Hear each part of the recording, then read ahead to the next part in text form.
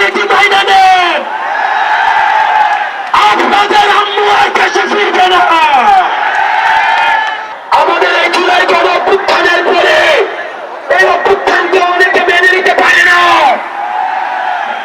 সেজন্য সচিবালয়ে, পুলিশে, বিচার বিভাগে বিভিন্ন সময় আমাদের বিরুদ্ধে ষড়যন্ত্র চলে। আমরা আপনাদেরকে বলতে চাই, অতীতে ছিল সতীদাহ প্রথা, এখন আমরা দেখছি নদীদাহ প্রথা। যারা সচিবালয়ে আমাদের বিরুদ্ধে ষড়যন্ত্র করছেন, আপনাদেরকে বলতে চাই, আপনারা রিয়েলিটি মাইনা নেন। আপনাদের আম্মু আর দেশে ফিরবে না।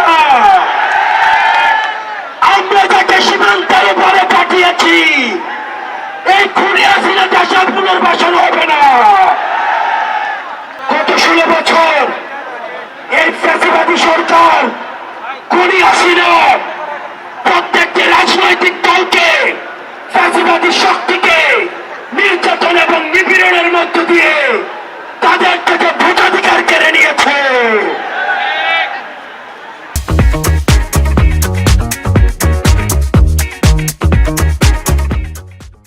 বিএনপি, জামাত সহ ফ্যাসিবাদ বিরোধী যতগুলো শক্তি রয়েছে, আলেম ওলামা রয়েছে, অনলাইন অ্যাক্টিভিস্ট রয়েছে, তাদের বাক স্বাধীনতাকে হরণ করেছে।